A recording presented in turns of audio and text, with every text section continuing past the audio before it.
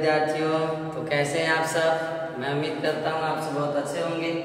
चलिए विद्यार्थियों, आज हम लोग फिर से आ गए क्लास 10 केमिस्ट्री के चैप्टर 1 लेकर के लेक्चर नंबर 6। आज हम लोग इस लेक्चर में चैप्टर 1 के अंतर्गत जितने भी आने वाले प्रश्न हैं वो सभी प्रश्नों के उत्तर देखने की कोशिश करेंगे, उसका सॉल्यूशन ढूंढेंगे हम लोग। समझ गए विद्यार्थियों? तो चलिए हम लोग शुरू करते हैं। नहीं, और आप सभी विद्यार्थियों पेन और कॉपी लेकर बैठ जाइए और एक एक करके हम लोग सभी पाठनीय प्रश्नों को सॉल्व करने की कोशिश करेंगे। चलिए विद्यार्थियों, हम लोग का पहला क्वेश्चन है पेज नंबर 6, एनसीईआरटी का पेज नंबर 6 आप देखिएगा, वहां पर यह क्वेश्चन आपका मिलेगा। नहीं, फर्स्ट क्वेश्चन क्या कह रहा है? फर्स्ट क्वेश्चन कह रहा है, यहाँ पर हम लोग समझेंगे वायु में जलाने से पहले मैग्नीशियम रिबन को साफ क्यों किया जाता है। मान लीजिए विद्यार्थियों, ये आपका मैग्नीशियम रिबन है, मैग्नीशियम है। अभी मैग्नीशियम का इसे जलाने से पहले इसको क्या किया जाता है? साफ किया जाता है। कि साफ क्यों किया जाता है जलाने से पहले? बिना साफ क्यों नहीं जला रहे? नहीं, ये चीज हम लोग समझेंगे। तो ऐसा इसलिए किया जाता है क्योंकि मैग्नीशियम एक धातु है। नहीं, और हम लोग जानते हैं धातु ऑक्सीजन से अभिक्रिया करके क्या बनाता है? धात्विक ऑक्साइड बनाता है। नहीं, तो वही मैग्नीशियम क्या करता है विद्यार्थियों? मैग्नीशियम रिबन वायुमंडलीय ऑक्सीजन और कार्बन मोनोऑक्साइड के साथ क्या करता है? अभिक्रिया, जिसके फलस्वरूप मैग्नीशियम ऑक्साइड और मैग्नीशियम कार्बोनेट का निर्माण होता है। नहीं, और जब मैग्नीशियम रिबन के ऊपर मैग्नीशियम ऑक्साइड और मैग्नीशियम कार्बोनेट का परत चढ़ जाता है तो उसे जलाएंगे तो आसानी से जलेगा नहीं। इसलिए मैग्नीशियम ऑक्साइड और मैग्नीशियम कार्बोनेट के परत को हटाने के लिए रेगमाल से क्या किया जाता है? उसे साफ किया जाता है ताकि उसके ऊपर जो एक परत चढ़ा था वो परत हट जाए, और परत हटने से जब इसे जलाएंगे तो आसानी से क्या हो जाएगा? आपका जलने लगेगा। समझ गए प्यारे विद्यार्थियों? तो चलिए हम लोग यहाँ पर इसको लिखते हैं अपनी लैंग्वेज में। नहीं, अपनी लैंग्वेज में लिखने की कोशिश करना, हम लोग को रटना नहीं है विद्यार्थी। तो हमने क्या कहा कि सर जो मैग्नीशियम रिबन होता है, नहीं, इसे वायु में जलाने से पहले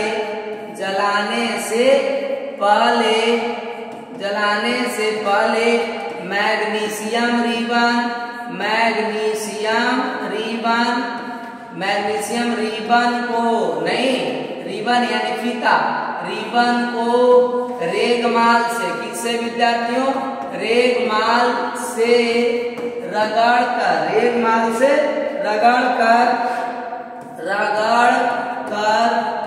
साफ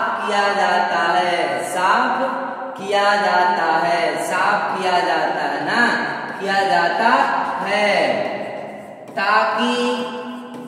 ताकि मैग्नीशियम ऑक्साइड और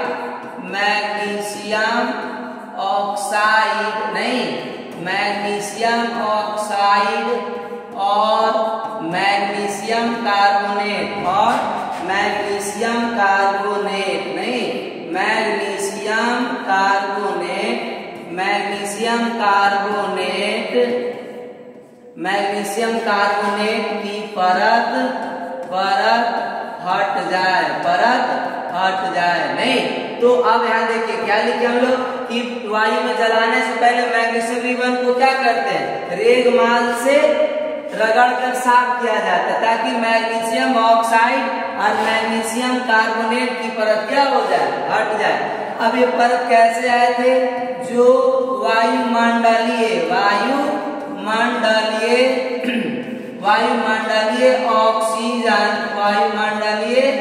ऑक्सीजन और कार्बन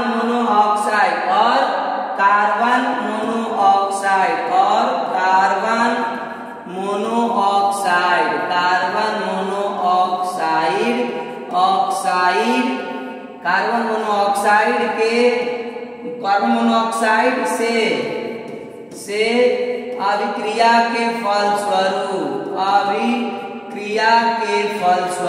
अभिक्रिया के फलस्वरूप स्वरूप मैग्नीशियम रिबन पर मैग्नीशियम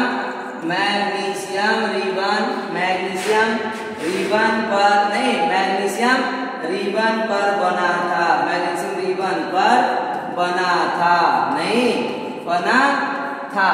कब? जब जो वायुमंडलीय ऑक्सीजन और कार्बन मोनोऑक्साइड से अभिक्रिया के फलस्वरूप मैग्नीशियम रिबन पर बना था। कौन बना था? मैग्नीशियम ऑक्साइड और मैग्नीशियम कार्बोनेट। अब इसकी परत को क्या कर दिए? हटा दिए। नहीं, ऐसा करने से क्या होता है कि मैग्नीशियम रिबन को अब जलाएंगे तो आसानी से क्या होने लगेगा? जलने लगेगा। नहीं, ऐसा नहीं, ऐसा करने से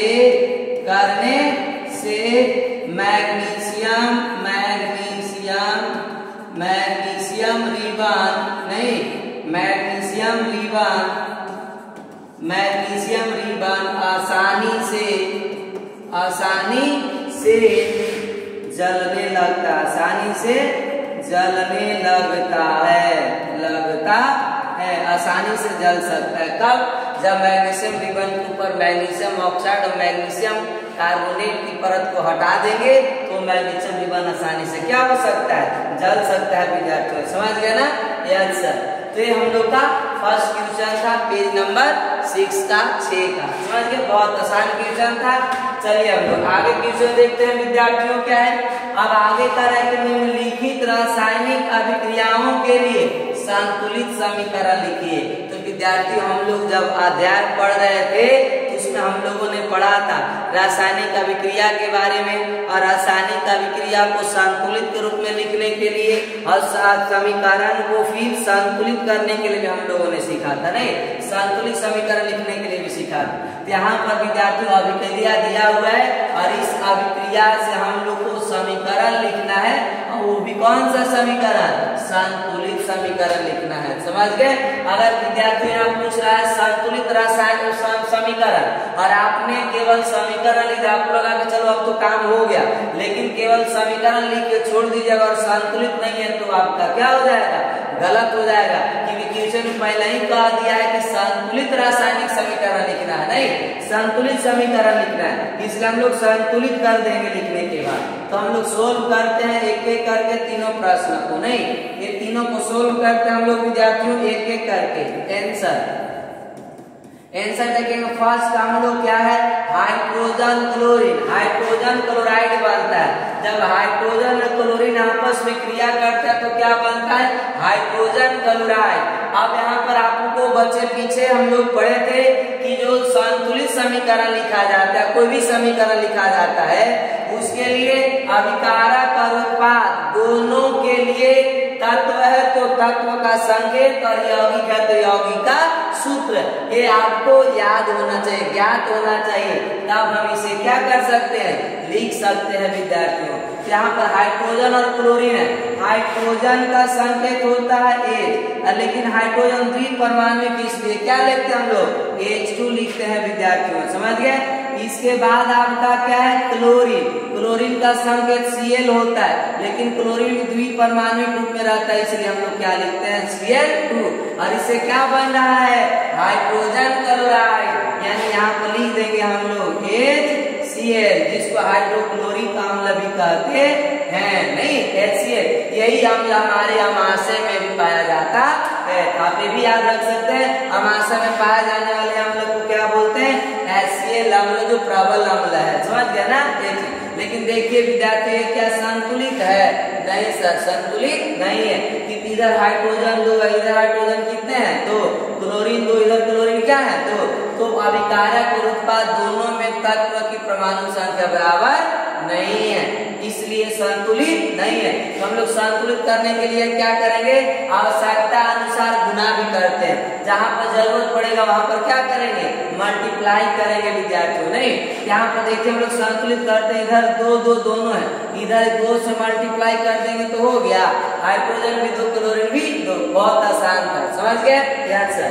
अब हम लोग दूसरा क्वेश्चन देखते हैं विद्यार्थियों। क्या कह रहा है कि बेरियम क्लोराइड क्या है? बेरियम क्लोराइड एल्युमिनियम सल्फेट से क्रिया करता है और क्या बनता है, बेरियम सल्फेट और एल्यूमिनियम क्लोराइड बनता है विद्यार्थियों। समझ गए ना, ये लग रहा है कि एक प्रकार का आपका क्या है, द्विविस्थापन अभिक्रिया है। कौन सी अभिक्रिया, द्विविस्थापन अभिक्रिया, क्योंकि यहाँ आयनों का आदान प्रदान होने वाला है। ए भी आयनिक यौगिक, ए भी क्या है, आयनिक यौगिक, और इनसे जो बन रहा है वो भी क्या है, आयनिक यौगिक है विद्यार्थी। मतलब आयनों का आदान प्रदान होगा, इसलिए इसे हम लोग कह सकते हैं द्विविस्थापन अभिक्रिया। तो चलिए इसको हम लोग लिखते हैं। बेरियम क्लोराइड का सूत्र क्या होता है, BaCl2 प्लस एल्यूमिनियम सल्फेट का होगा Al2SO4 के ऑल 3 होगा विद्यार्थियों। समझ गए। इसके बाद इनसे क्या बन रहा है, बेरियम सल्फेट यानी BaSO4 plus aluminium chloride AlCl3। समझ गए। यही विद्यार्थी आपका क्या हो जाएगा, समीकरण के रूप में लिख दिए। अब इसको हम लोग क्या करेंगे, संतुलित करने की कोशिश करेंगे विद्यार्थियों। क्या करेंगे, संतुलित। तो संतुलित कैसे होगा सर, ऊपर वाले तो छोटा सा कर दिए, लेकिन इसको संतुलित करने के लिए आपको हमने समझाया है क्या, कि बेरियम पहले इसके ग्रुप को लिख लेंगे Ba, इसकी संख्या कितना है विद्यार्थियों, 1। इस ग्रुप में क्लोरीन भी है, तो क्लोरीन का कितना आपका है, 2। इसको हम लोग बंद कर दिए। इसके बाद इस ग्रुप में कितना है, एल्यूमिनियम है। क्या है विद्यार्थियों, एल्यूमिनियम की संख्या कितने, 2। इसके बाद हम लोग इसको थोड़ा छोटा कर लेते हैं, नहीं इसके बाद यहाँ पर अब हम लोग लिखेंगे क्या, एल्यूमिनियम की 2 और सल्फेट जो है SO4 उसकी संख्या कितना है, 3। इस समूह को भी लिख लिया हम लोग। अब इस समूह को लिखेंगे, इसमें देखेंगे बेरियम कितना है, 1 और सल्फेट की संख्या कितना है विद्यार्थियों, सल्फेट की संख्या आपका इधर 1 है। ये भी बंद करें। इस ग्रुप में आइए, एल्यूमिनियम की संख्या कितना, 1, क्लोरीन की संख्या कितना, 3 है विद्यार्थी। अब तो आसानी से कर सकते हैं आप, नहीं तो यहाँ पर देखिए बेरियम है बराबर है, क्लोरीन 2 इधर क्लोरीन कितने हैं, 3 बराबर नहीं है। एल्यूमिनियम 2 इधर एल्यूमिनियम कितने, 1 यानी कि ये भी बराबर नहीं है।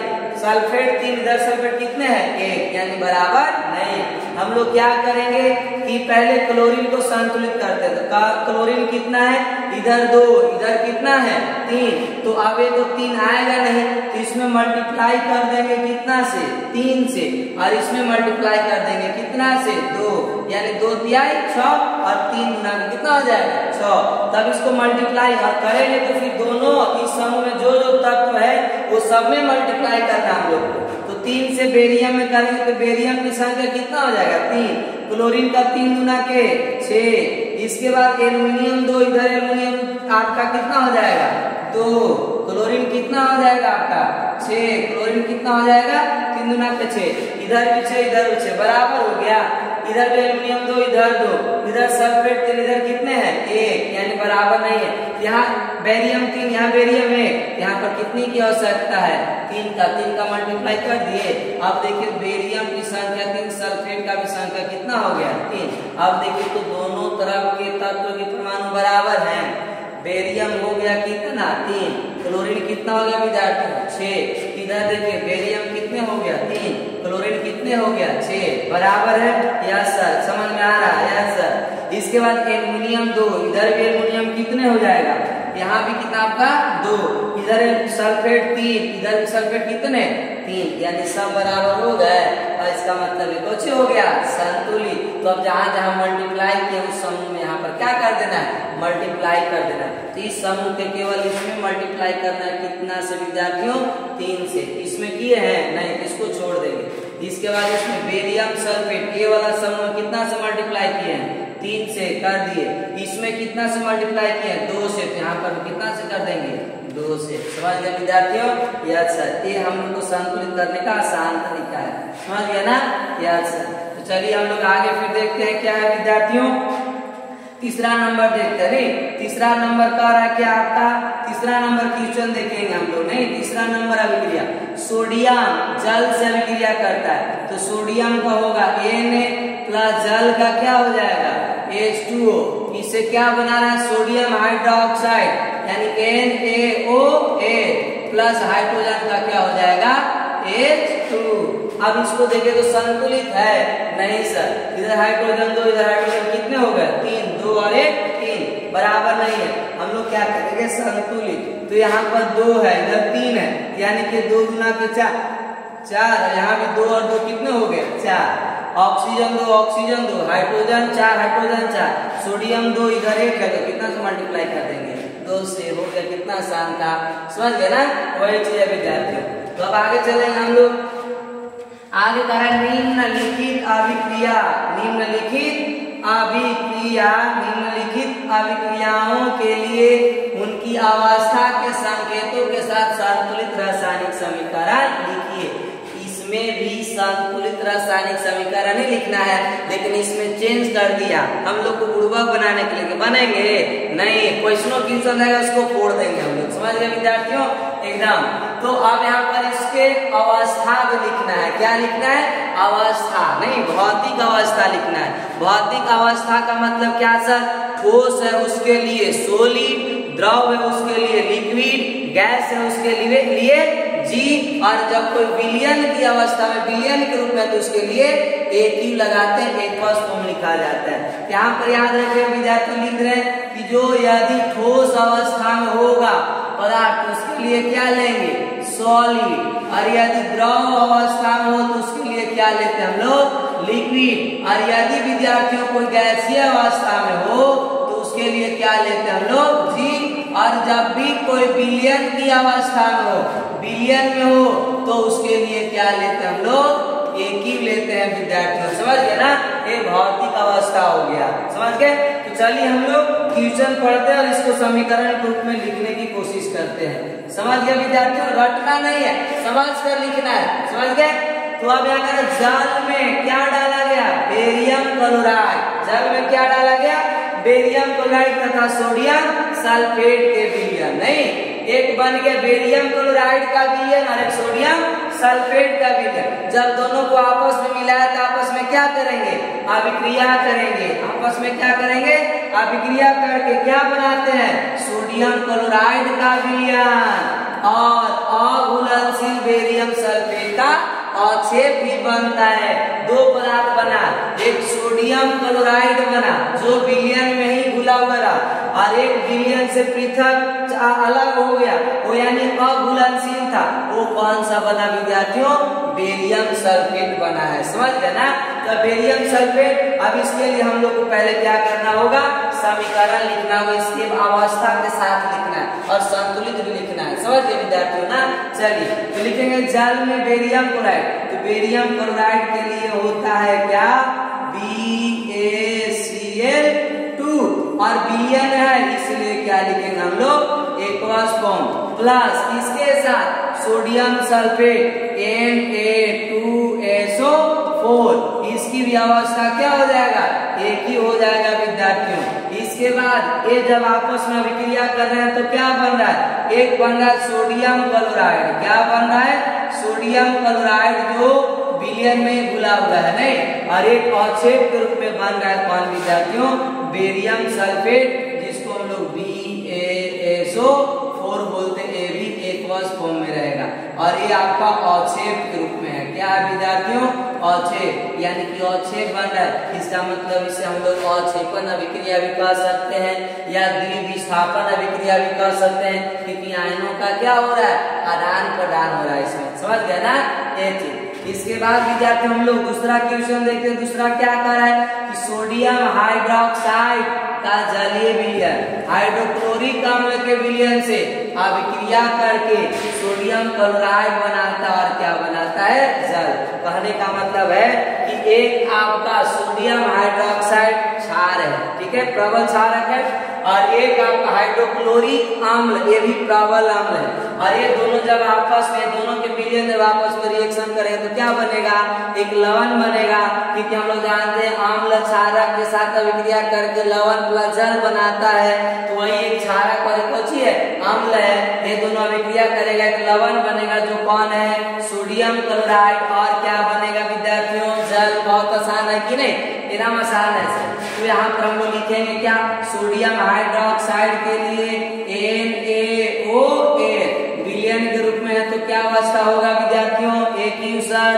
इसके बाद हाइड्रोक्लोरिक अम्ल यानी HCl है, तो इसके A भी विलयन ग्रुप में है, तो इसका भी अवस्था क्या होगा विद्यार्थियों, एक्वस होगा सर, Aq लेंगे। इसके बाद इनसे क्या बनता है, एक सोडियम क्लोराइड यानी कि यहाँ लिखेंगे NaCl, ये विलयन में ही रहता है, विलयन ग्रुप में, इसलिए एक्वस फॉर्म लिखेंगे। इसके बाद क्या बनता है, जल बनेगा। क्या बनेगा विद्यार्थियों, जल बनेगा H2O, जिसको क्या बोलेंगे हम लोग, लिक्विड बोलते हैं, लिक्विड अवस्था में। अब ये कैसे बना समझे आप लोग, यहाँ से भी दो आयन टूटे, एक आपका सोडियम आयन और OH माइनस आयन, नहीं, इसके बाद विद्यार्थी यहाँ आपका H प्लस आयन और Cl माइनस आयन। अब ये प्लस वाला माइनस है और माइनस वाला प्लस से जुड़ गया, तो हम लोग जानते हैं जल का दो आयन, एक H प्लस आयन और एक OH माइनस आयन, फिर दोनों जुटेंगे तो क्या बन गया, जल। और ये दोनों जब सोडियम और क्लोरीन आयन जुटे तो क्या बन गया, NaCl। समझ गए विद्यार्थियों, तो अवस्था के साथ हम लोग क्या लिख दिए, समीकरण। लेकिन एक और चीज पूछ रहा था, क्या, संतुलित समीकरण। तब इसको चेक करेंगे कि संतुलित है कि नहीं है। तो चलिए यहाँ पर समीकरण लिख दिया, अब हम लोग संतुलित देखना है। इधर बेरियम 2 है, इधर बेरियम कितने हैं, सॉरी बेरियम 1 है, इधर भी बेरियम कितना है, 1, नहीं। इसके बाद क्लोरीन 2, इधर भी क्लोरीन 1 है, बराबर नहीं है, क्लोरीन गड़बड़ा गया। सोडियम 2, इधर सोडियम 1, तो यहाँ पर भी गुना करके 2 से क्या बना देंगे, बराबर। Sodium 2 chlorine 2, chlorine 2 sodium 2, sulphate 1 sulphate 1, barium 1 barium 1, first वाला संतुलित हो गया। समझ गए। इसके बाद दूसरा में आते हैं सोडियम हाइड्रोक्साइड, सोडियम 1 है, इधर भी सोडियम 1, समझ गए, बराबर है, इधर भी सोडियम 1 है, यानी कौन सी है, बराबर। OH 1, इधर भी आप यानी सॉरी ऑक्सीजन 1, इधर ऑक्सीजन 1, सही है, हाइड्रोजन 1 और 1 2, इधर भी 2, क्लोरीन आपका 1, इधर भी 1, लगता है संतुलित है। क्या है विद्यार्थियों, संतुलित है, एकदम संतुलित है सर, समझ गया ना ये चीज। अब ये किस प्रकार का अभिक्रिया, जिसको उदासीनीकरण अभिक्रिया भी कह सकते हैं। क्यों कहेंगे सर, क्योंकि अम्ल और क्षारक अभिक्रिया कर रहा है, नहीं, और जब अम्ल और क्षारक अभिक्रिया करके लवण तथा जल बनाता है तो वैसी अभिक्रिया को, उस अभिक्रिया को उदासीनीकरण अभिक्रिया कहते हैं। समझ गए विद्यार्थियों, ये चीज जिसमें आपके ये भी लवण और ये भी लवण बना है, समझ गए ना ये चीज। तो अब यहाँ पर हम लोग देखे कौन सा क्वेश्चन, 3 नंबर क्वेश्चन देख लिए। इसके बाद आगे चलते हम लोग विद्यार्थियों, अब आगे हम लोग का फिर से पहला क्वेश्चन। अब तो ये सही कौन सा पेज नंबर का है, ये आप नोट कर लीजिएगा विद्यार्थियों, पेज नंबर आपका है 11। कौन सा पेज नंबर का है, 11 पेज नंबर। कौन सा पेज नंबर, 11 पेज नंबर। अच्छा से लिख देते हम लोग, पेज नंबर आपका कितना है, पेज नंबर 11। पेज नंबर कितना, 11 देखे तो क्वेश्चन मिलेगा आपको। अब क्वेश्चन क्या कर रहा है सर, समझेंगे। कह रहा है किसी पदार्थ X के विलयन का उपयोग सफेदी करने के लिए होता है। कह रहा है हम लोग मान लीजिए कि सफेदी करने के लिए कोई X पदार्थ का क्या हो रहा है, उपयोग किया जा रहा है दीवार को पुताई करने के लिए। अब आपसे कह रहा है तो बताइए वो X जो पदार्थ है, नहीं, वो X पदार्थ का नाम बताना है, क्या नाम होगा, और उसका क्या लिखना है, सूत्र भी लिखना है विद्यार्थियों। समझ गए ना, ये लिखने की कोशिश करेंगे हम लोग। अब X का नाम आपको पढ़ाया था हमके, X का नाम लिखना और इसका सूत्र लिखना है। हमने आपको बताया था पिछले लेक्चर में, थ्योरी जब पढ़ रहे थे हम लोग, तो वहां पर क्या कि जो सफेदी करने के लिए उपयोग किया जाता है वो बिना बुझा हुआ चूना यानी कैल्शियम ऑक्साइड का। विद्यार्थियों यहाँ पर X पदार्थ का नाम क्या हो जाएगा, तो हम लोग आंसर देकर लिखेंगे कि पदार्थ X जो होगा विद्यार्थियों, पदार्थ कौन, X, उसका क्या नाम होगा, कैल्शियम ऑक्साइड। क्या होगा विद्यार्थियों, कैल्शियम ऑक्साइड। कैल्शियम ऑक्साइड बोलते हैं ना, कैल्शियम ऑक्साइड। और यही कैल्शियम ऑक्साइड को कहा जाता है क्या, बिना बुझा हुआ चूना। क्या बोलते हैं विद्यार्थियों, बिना बुझा हुआ चूना कहा जाता है। बिना बुझा हुआ चूना क्या बोलेंगे, बिना बुझा हुआ चूना कहा जाता है ना, बिना बुझा हुआ चूना, बुझा हुआ चूना बोलते हैं। समझ गया विद्यार्थियों, एकदम समझ गया सर। अब कह रहा कि इसका सूत्र भी लिखिए। इसका सूत्र क्या हो जाएगा, कैल्शियम ऑक्साइड का सूत्र हो जाएगा आपका CA कैल्शियम ऑक्साइड। समझ गए? यही बिना बुझा हुआ चुनना है। समझ गए विद्यार्थियों? पहला क्वेश्चन खत्म। इसके बाद दूसरा में क्या पूछ रहा है? दूसरा में पूछता है ऊपर पहला में लिखे पदार्थ X की, जो पदार्थ X का नाम लिखे हैं उसके जल के साथ क्या कीजिए? अभिक्रिया को लिखिए। सिंपल है, कैल्शियम ऑक्साइड को किसमें मिला देना है? जल में। और जब चूना को यानी बिना बुझा हुआ चूना को हम लोग जल में मिलाते हैं तो पानी में मिलने के बाद कैल्शियम हाइड्रोक्साइड बन जाता है और ऊष्मा उत्पन्न होता है। तो यहाँ पर हम अभिक्रिया नहीं लिख सकते हैं, एकदम लिख सकते हैं। X पदार्थ कौन है? Calcium oxide. तो लिखेंगे हम लोग कौन चीज? कैल्शियम ऑक्साइड प्लस किससे क्रिया कराया जा रहा है आपका? जल से, यानी H2O। अब ये आपका कैल्शियम ऑक्साइड सॉलिड अवस्था में और जल कौन सी अवस्था में? लिक्विड। अब इनसे क्या बनेगा? Calcium hydroxide. क्या बनेगा विद्यार्थियों? कैल्शियम हाइड्रोक्साइड, कैल्शियम हाइड्रोक्साइड और प्लस क्या निकलेगा आपका? ऊष्मा निकलता है विद्यार्थी। समझ गए ना? Yes sir. यही दो क्वेश्चन का आंसर हो गया, पहला और दूसरा का। पहला में X तत्व का नाम पूछ रहा था, उसका सूत्र पूछ रहा था, लिख दिया हम लोगों ने। और दूसरा में कह रहा है कि पहले में जो X पदार्थ का नाम लिखे उसको जल के साथ क्या लिख दीजिए? अभिक्रिया लिख दीजिए। यहाँ पर हम लोग क्या लिख दिया विद्यार्थियों? अभिक्रिया लिख दिया। समझ गए? पदार्थ का नाम एक में अभिक्रिया। क्वेश्चन क्लियर हो गया? Yes sir.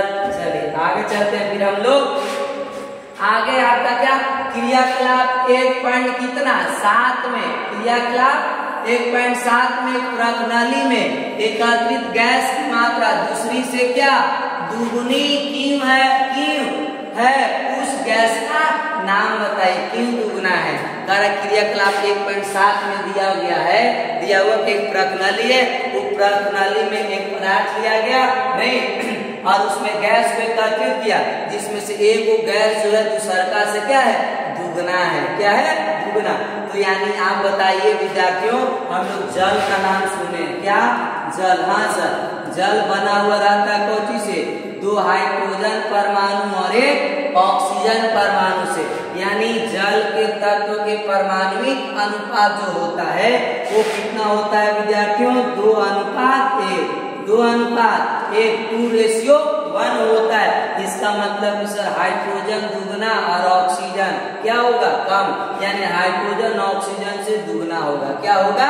दुगना। तेरे पूछ रहा था हमसे कि बताइएगा कि गैस की मात्रा क्या दूसरे से दुगनी क्यों है और उसका गैस का नाम बताइए। तो हाइड्रोजन, जल में हाइड्रोजन गैस ऑक्सीजन से क्या है? दुगना है।